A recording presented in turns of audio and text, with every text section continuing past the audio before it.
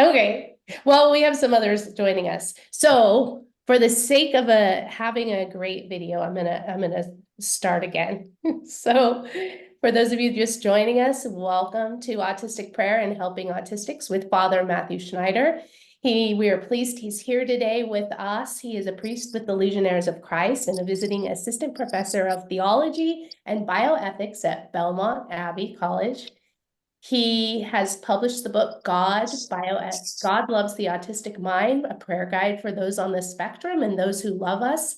And he writes extensively on disability and moral theology topics in both academic and more popular and a lot more popular publications. So we are very pleased you are here with us, Father Matthew. Please take it away. Thank you very much, Laura. It's great to be here. So here I am. As introduced, I'm a Catholic priest with the Legionnaires of Christ. This is my community and things. And I'm just going to present on kind of two topics. One is autistic prayer, which is going to be based extensively on my book. And then we're going to talk more about kind of ministerial things and how we can help autistics in other ways beyond just helping them with prayer. So let's move on to it. The first thing we have to remember is that the deepest prayer is beyond human language. We have a level of prayer where we can speak in human language, but there's a level of prayer that's beyond what we can say. It's kind of, I know I've had those experiences. I'm sure a lot of you have, where there's a moment of prayer and you're just like, it was just like, I can't describe it in words. And the same thing sometimes even with, romantic and deep relationships like that. There's things that go beyond our human language to understand. So it's important when we think of prayer, we don't just think of, okay, the basic level. No, we think of this, the saying the Our Father, something like that. We think of the things that are beyond prayer. The other aspect that I think is kind of fundamental, is kind of a principle, is each autistic is unique. There's a kind of saying, if you met one autistic, you've met one autistic. And you'll note here that I tend to use the identity first language. Among autism, that's generally the preferred among people who have the diagnosis.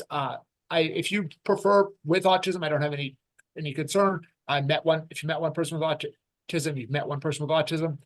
I don't want to fight that. I'm just saying, I just use that because it is the more common one among preference among those who are autistic. But in that sense, here is the uniqueness of each person, because autism is not like some other conditions where it's like a very specific single thing. What it is you have a number of things from different lists, right? And so you'll have autistics who are very different. And so one of the things I would say for this is a lot of these things are tips, ideas that are going to work for one autistic and aren't going to work for every single one. And there's different levels, obviously. Like, I'm a college professor here.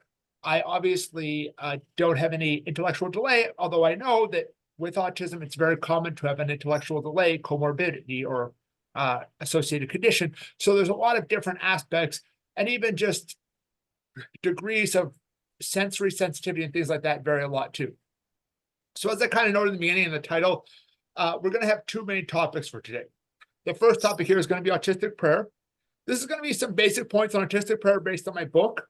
I think that I'm just going to focus on the ones more in my book this time. I have talked other times on autistic prayer, and I've got into some kind of speculative things, but I don't think I think those are much better for an academic audience and not so much for a pastoral audience, because they do get into, I and thou and Martin Buber and all those kinds of things, where the non-academics are like, what are you talking about?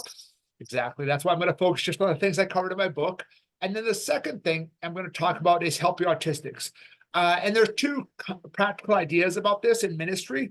The first one is going to be still a little bit theoretical. And then the second one will be very practical in kind of stages, which I think applies to autism, and I think also applies to a lot of other disability ministry as well. So I think that is where we're going to cover the two main topics today. So as noted, here's my book, God Loves the Autistic Mind, prayer guide for those on the spectrum and those who love us. The Daughters of St. Paul up in Alexandria had ordered a bunch of copies of the books to bring it to the conference. So if any of you are in the Arlington area and want to get it, go down there. They have a great bookstore down there in Arlington. The sisters run it, and that is with Pauline Press, the publishing house run by the Daughters of St. Paul, the same ones who run the bookstore there. So highly recommend them. in that sense, but just so if anybody's knowing, it's a great place to go. I did a talk there like over the summer last year. I forget exactly when. I think it was like May or June, sometime around then. So this is going to be a summary of some of the main points I cover in my book, in this sense, right? And if you want to go deeper in here, this is really going to be kind of a summary of my book, and really a summary of the first part of my book. My book has two parts. The first third of it is a more systematic explanation of autistic prayer, which is really what we're going to focus on today. And the second 2/3 is 52 daily devotions for autistics. And that is more just like, some of them are, looking autistically at situations like in Jesus' life, and some of them are more specific issues like stimming or social isolation and praying about those things and such. I left it just out of reach here on my bookshelf. I might grab it afterwards, but so that's the idea. And so what are the 5 things we're going to cover? We're going to cover some errors about autistic prayer. Four. The practical tips about it. We're going to cover the stages of prayer.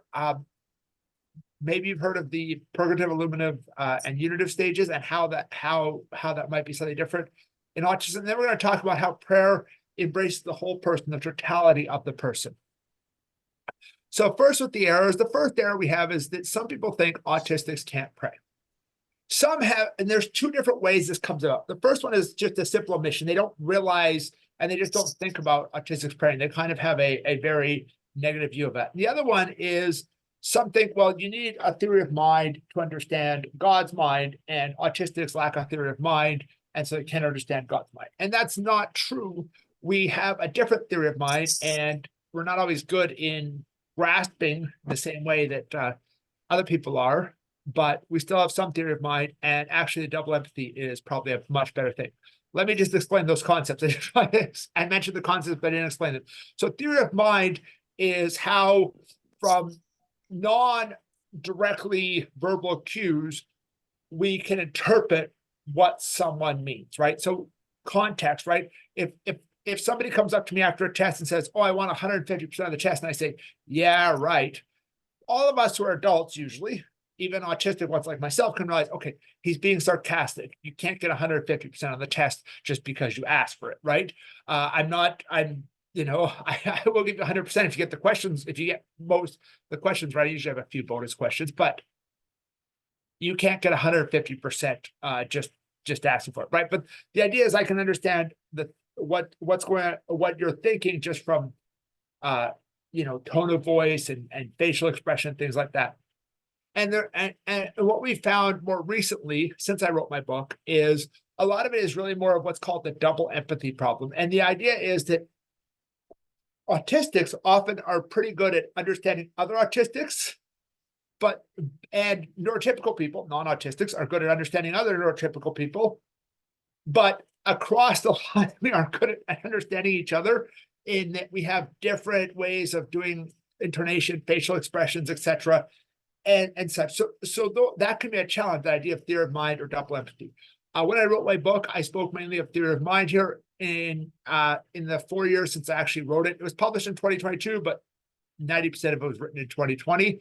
And the thing is that with that, I have come more along towards understanding the double empathy and not following with theory of mind. But this idea that a lot of people have, and you can read it if you start looking for autistic prayer things on the internet, is this idea we can't pray, right? And so that can be one of the things. There's also the issue of causes here is the second one, right? Some people think there's a priest in India, Father Dominic Valenmanal, I hopefully pronounced that right. I might be mixing up his name, who thinks it's just demons and it's because the parents are, being sinful and things like that. And I'm like, my parents are still married 45 years, a little more than, what are that here? More than 45 years later, that, they're happily married. Like, they're not perfect, but like, it's not like they're kind of, super sinful. And there's others who say, there's a famous Protestant preacher, Greg Locke, says, "Oh, it's just demons," but it's really not. I mean, we can understand that we have conditions like this because our bodies, the biology, the chemistry of our bodies works a little differently. And that's not demonic. That's just a natural cause. And related to the causes, we have the idea of curing autism. Some people, you look on autistic prayer on the internet, and a lot of it is like, hey, let's cure autism. And prayer to cure autism, this person prayed the autism out of their kid and things like that. And that goes back to a lot of the second one. Although some people who do that, they have kind of a faith healing aspect where even though they understand it's biology, physiology, chemistry different, they still think, oh, pray over it and cure it, right?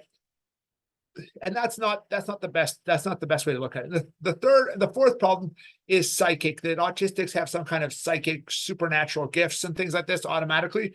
We can get these gifts, but it's not just an automatic thing. I think it's even though it's really mainly based on one person, William Stillman.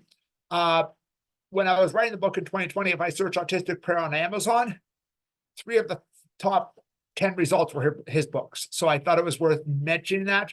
It's not as common as the other 3, I would say, but it is out there. So I have 3 ideas for some practical tips here, right? So we have this idea of Psalm 46, right? Be still and know that I am God. But what is stillness? Because stillness is not so much just that I'm physically still and I'm not moving. I'm praying. But what the goal of stillness is, if you read any of the ones who are the spiritual masters, the fathers of the church, is this the goal of stillness is to still the mind. So for a lot of autistics, they'll stim. You probably notice as I'm talking here, I'm rotating back and forth because I have a swivel chair here, or rocking back, and because that's the type of stimming I tend to. I tend to swivel back and forth or rock back and forth in a chair, and doing that is a way to still my mind. My mind is more still. My mind is more able to be raised to God, to speak to God, if I am doing something like that, than if I'm trying to physically be perfectly still. So the stillness is the stillness of mind, and so any stillness of the body or stimming of the body should be goal towards reaching the stillness of mind. Stimming here, if you're not aware, is those repetitive actions that people do, particularly autistics. The hand flapping is the more common one. Like I noted, mine is more of like a rocking, of my whole body, but that same idea. Now, the second tip here is repetition, right? Because autistics, that same idea of stimming, like repetition. One of the things that I've really, in the last 4 years since I wrote this, really come to me a lot, is I started praying the Jesus prayer a lot. It's more Eastern, as in like Orthodox, Ukrainian Catholic Eastern, not as in Buddhist or Hindu or anything like that. Eastern practice where you have where you pray, Lord Jesus, Son of the living God, have mercy on me, a sinner, 100 or 200 or 500 times in a row. And that repetition can be almost like a vocal stim, can be that way of entering into God, a way of speaking with God in that sense. And so I think that could be a helpful tip for autistics trying to pray. And the third thing here is just the structure and the order, right? So one of the things that's really helpful for me as a Catholic and writing a book that was for Catholics, but also for Christians more generally, was our liturgy is very clear in its order, right? I go to Mass and I'm always going to have I confess, the opening prayer, the first reading, if it's Sunday, second reading, gospel, homily, offertory, et cetera, all the way through, right? And I know exactly what's going to come, right? I as the priest, sometimes I'll know on my own because I know exactly which one of the 4 Eucharistic prayers, things like that. But this idea of if I know it and I have the structure, it allows us to avoid executive function issues, right? And executive functions are kind of the executive part of the brain. They call it executive function. I think of the executive is kind of like planning, setting out, things like that, right? And we often have trouble with that. That there's a number of conditions, autism, ADHD, et cetera, that have trouble with that. I know for myself, I have to have on my desk all the time, I have like a little whiteboard that has my to-do list, like next thing to do, because if I don't, and I have like 5 things to do, I'll just feel frozen. I can't do anything. And that can be an issue for a lot of us. And so that idea of the liturgy where it's very structured, we know what's coming, we're much less likely to have issues in that regard. Now, the stages or structures of prayer, right? So if you read the spiritual masters, you read people like Tanqueray, Gary Lagrange, his 3 Ages of Spirit Life, Tanqueray's The Spiritual Life, right? These ones, they talk about 3 stages: the purgative, eliminative, and unitive. or you can go up or down. But the idea is that they're stages that are deeper, right? Purgative is, and they're not so much, they're stages and talked about that way, but they're kind of aspects. So the purgative is, hey, I'm getting rid of sin. I'm and I'm practicing virtue. The limited is I'm focusing on God, I'm focusing on prayer, I'm going deeper in my meditation, things like that. And the unitive is the gift of God in that depth of prayer, right? And so the thing is for us is once we go beyond the kind of saying prayer, saying the Our Father, saying the Hail Mary, we can tend to run into trouble with that theory of mind, that double empathy, right? And but I think I call it the autistic speed bump, in the sense that once we get over that bump, we can then go faster, we can then move quicker, right? And so because we have that difficulty of understanding what God's thinking, what God's talking, once we get over that, we don't, the lack of filter could be a way to go faster. And finally, for the prayer part, prayer is all encompassing. Prayer is not just something we do, but who we are. We are prayers, right? Those who pray.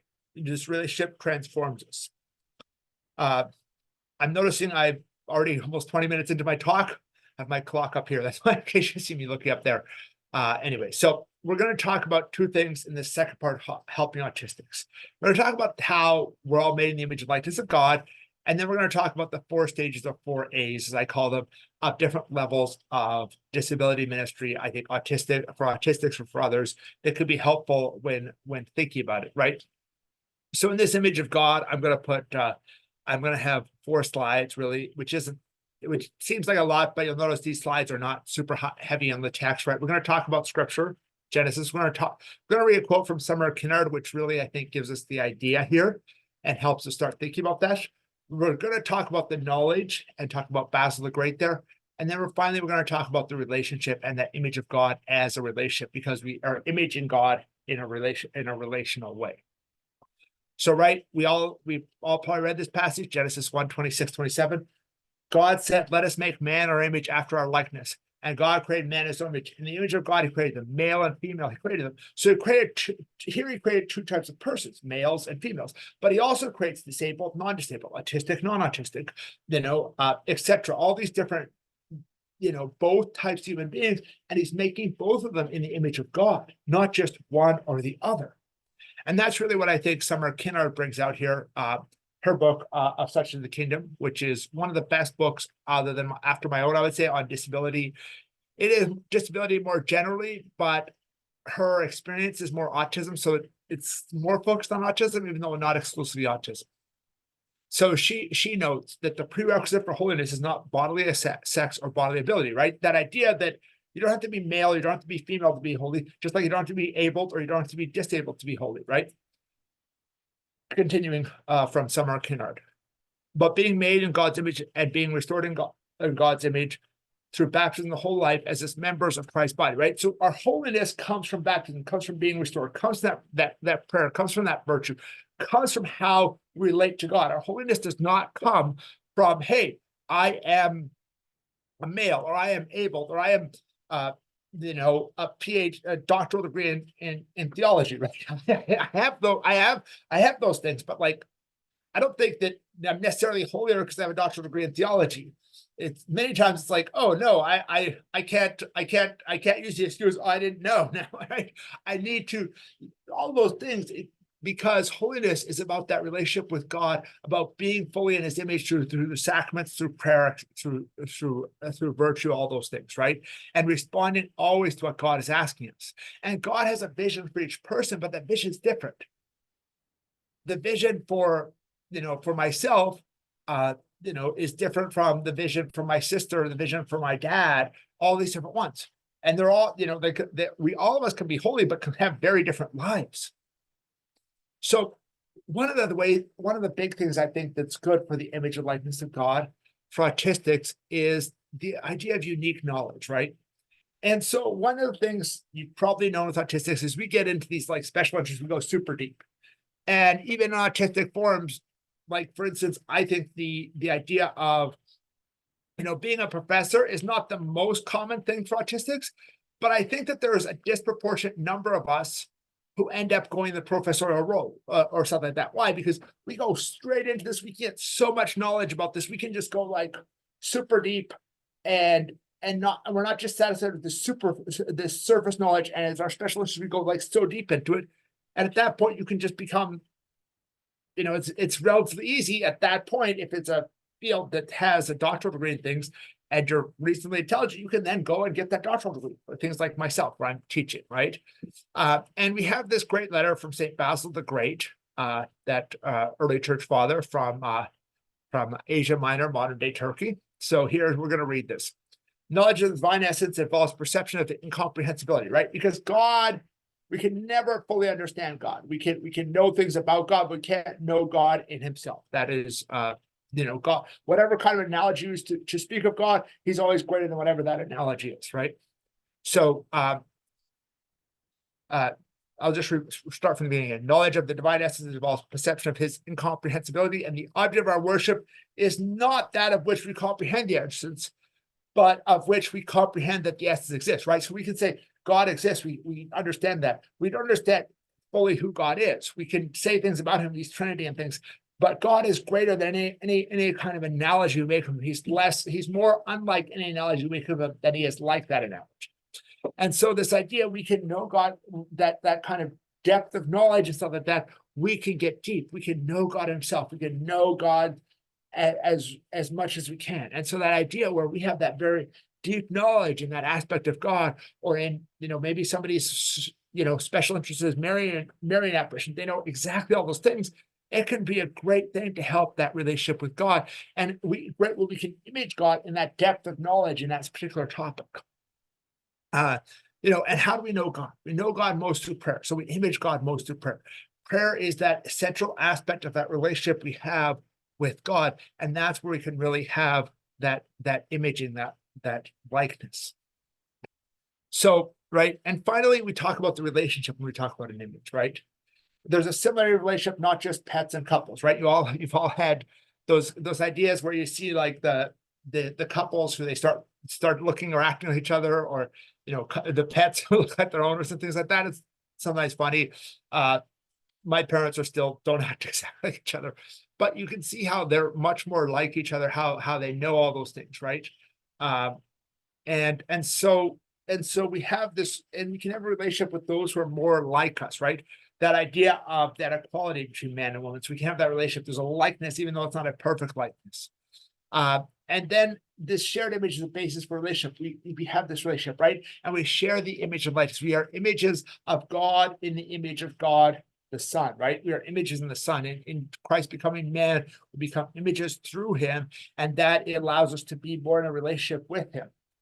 And I think here, one of the things that's important in this aspect in prayer is to think about how God speaks to us autistically. God doesn't just speaks to everyone, but he speaks to us who are autistic in an autistic manner. He doesn't just force us into another paradigm. He opens up and comes into our paradigm to help us, to speak to us.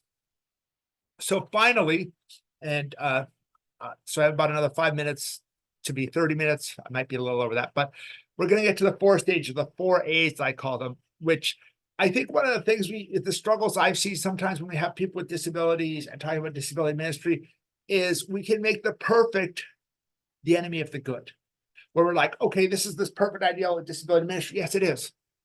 And we have this horrendous thing here. So we're just going to try and do this. And it doesn't work out. Why? Because the idea is we just like in our relationship and prayer, we always want to move forward. We don't necessarily have to be perfect tomorrow, but if we practice virtue and we grow just a little bit holier every single day, right? If you grow 1% holier every week, you'll become, twice as holy over the course of the year to whatever kind of virtue you're working on. And I think in this aspect, this idea of, growing our ways of doing it in these things. So I have what I call the 4 stages here, the 4 A's, right? Aversion, which is like a negative, right? Awareness, which is where I think most parishes are. Accommodation, where I think some of the things we're talking about today really are. And then apostolate, which is a different level, a whole level of autistics and other disabled people doing their self-giving in that sense, right? So aversion, this is where it's actually actively an issue. The disabled, the autistics are actively thought of, there's active aversion towards them. I find this pretty rare in Catholic circles today. the only place I find this somewhat common is kind of these faith healing Protestant circles where they think that everything's healed with prayer. So they're just like, well, you didn't pray enough. You need to pray more to be healed of that condition.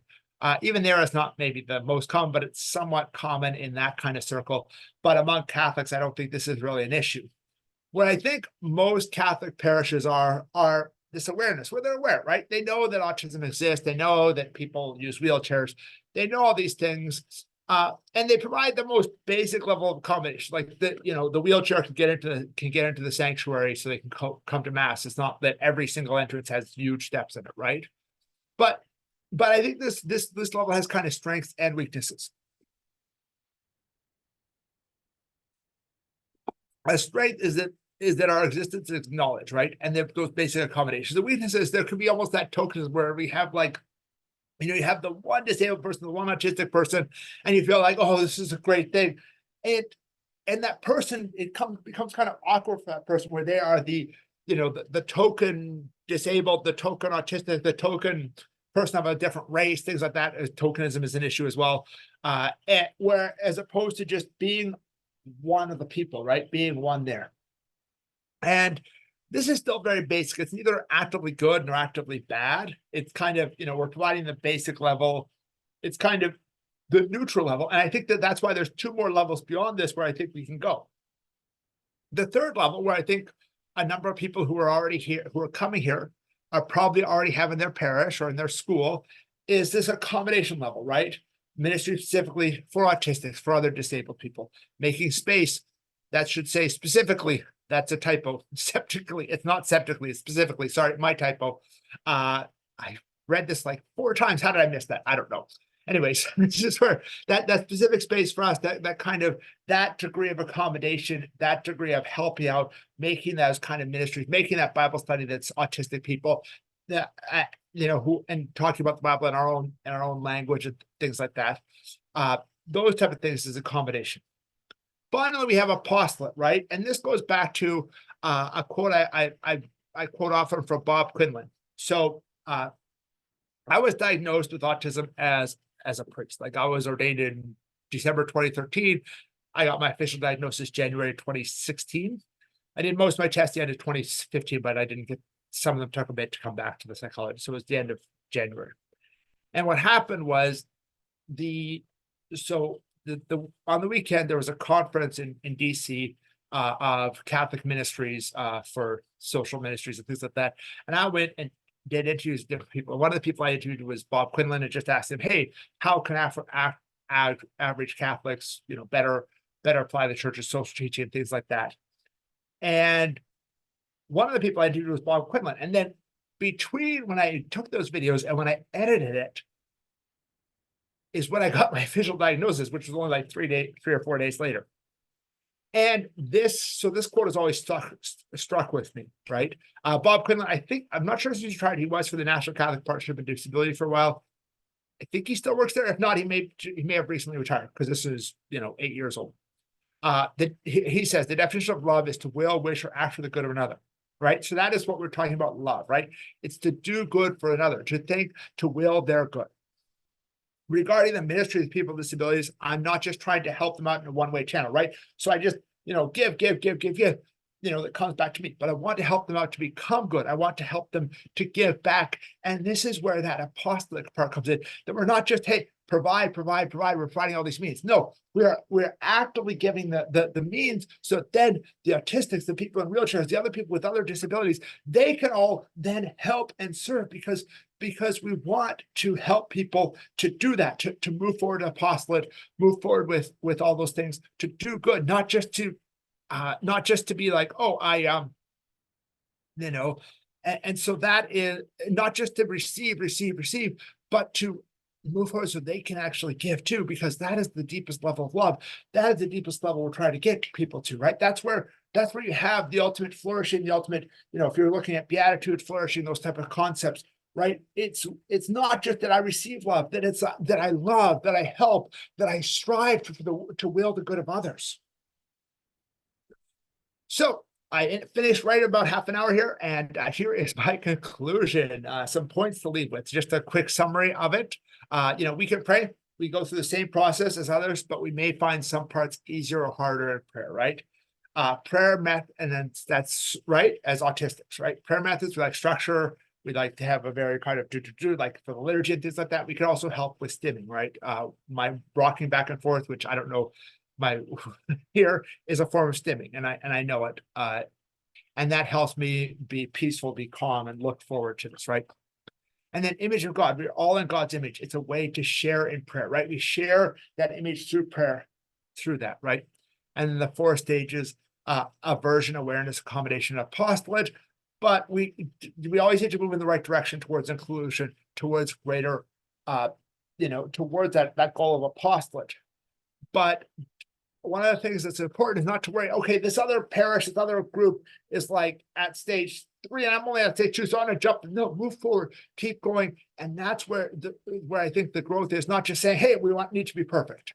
I think constantly moving forward is a helpful thing. So thank you very much. I'm open to questions now. You can see here is my socials, my website, Matthew Schneider, FR Matthew LC. On social media, and Autistic Priest, and then frmatthewlc.com and such like that. So do we have any questions?